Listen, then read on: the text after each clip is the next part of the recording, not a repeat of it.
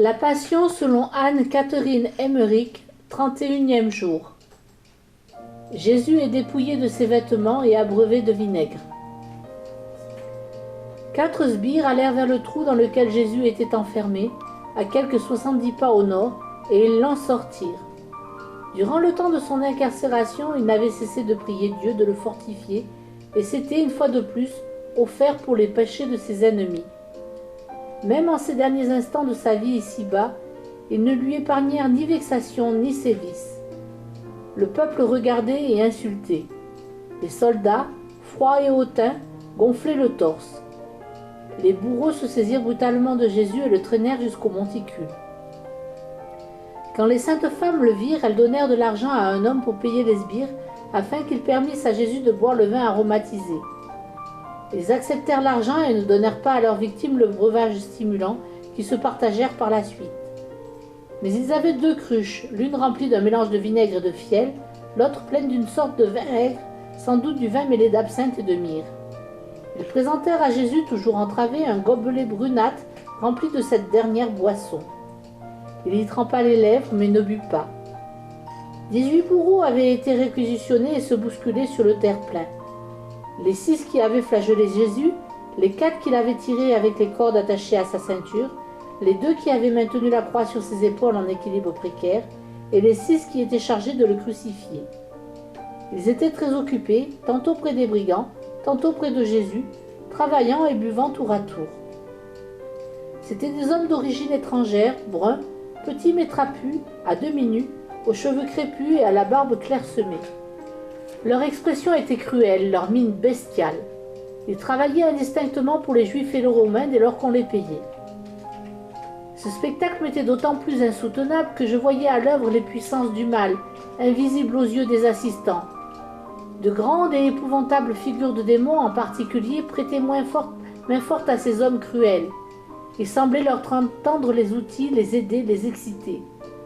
Je voyais aussi d'innombrables petites créatures très laides, des crapauds, des serpents, des dragons, toutes sortes d'insectes venimeux horribles, planaient dans les airs et obscurcissaient la clarté du jour.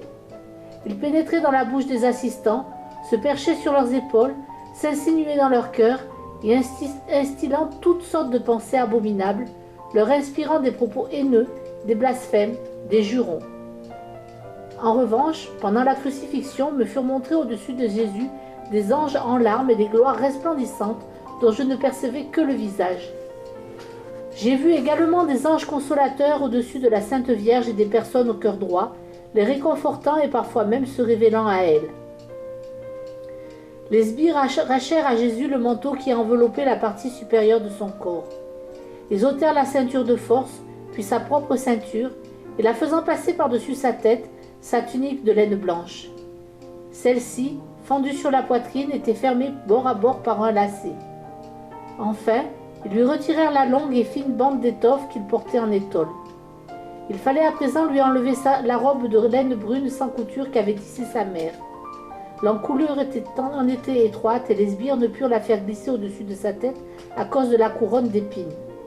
Alors, pestant et jurant, ils ôtèrent brutalement celle-ci. Toutes les plaies qu'elles avaient causées se rouvrirent et remirent à saigner. Le Fils de l'homme se tenait là, grelottant, ensanglanté, le corps lacéré, couvert de contusions, de plaies vives, d'échymoses. Il n'était plus vêtu que de son court scapulaire de laine et du linge qui ceignait ses reins. L'étoffe, raidie par le sang séché, collait aux plaies, surtout à la profonde blessure qu'avait occasionné à l'épaule le portement de la croix et qui le faisait cruellement souffrir. Impitoyables, les bourreaux s'arrachèrent d'un geste sec le scapulaire, mettant à nu sa poitrine et son dos horriblement meurtris. Les plaies des épaules et du dos étaient si profondes qu'elles découvraient les os. Ça et là, des flocons de la laine blanche du scapulaire y étaient restés collés par le sang desséché. Enfin, ils lui enlevèrent son dernier vêtement. Entièrement nu, confus d'être ainsi livré à tous les regards, il se pencha en avant. Comme il était près de défaillir, les sbires le firent asseoir sur une grosse pierre qu'on avait roulée jusque-là. Ils replacèrent la couronne d'épines sur sa tête, puis lui présentèrent la cruche remplie de vinaigre et de fiel. Mais il détourna la tête en silence. Quand ils prirent les bras, dont il se servait pour couvrir sa nudité, ils le redressèrent pour l'entraîner vers la croix, Des murmures indignés et des cris de douleur s'élevèrent des rangs de ses amis à la vue de cette ultime humiliation. Sa mère, qui n'avait cessé de prier pour que cette ignominie fût épargnée à son fils, était près d'ôter son voile et d'aller le lui tendre. Sa prière fut exaucée, son désir devancé. Un homme arriva en courant hors d'haleine. Il avait suivi le cortège depuis la porte de la ville et s'étant frayé un chemin jusqu'à la foule, il se jeta au milieu des sbires et présenta un linge à Jésus.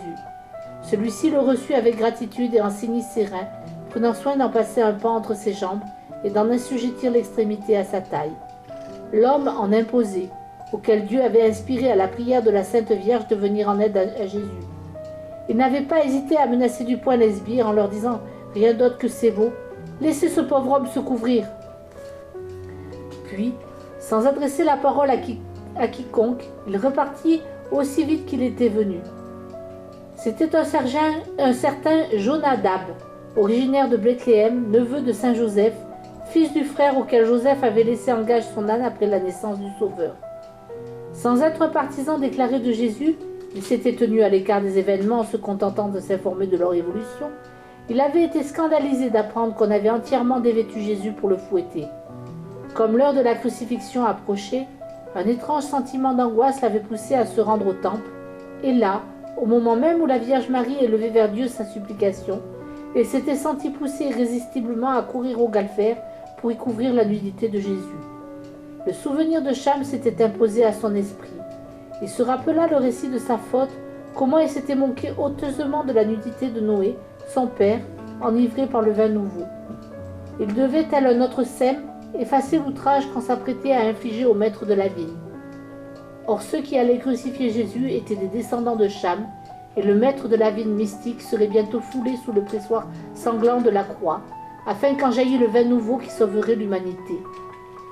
L'initiative de nos Jonadab accomplissait une partie des Écritures, et son action charitable fut récompensée, comme je le vis plus tard et comme je le relaterai.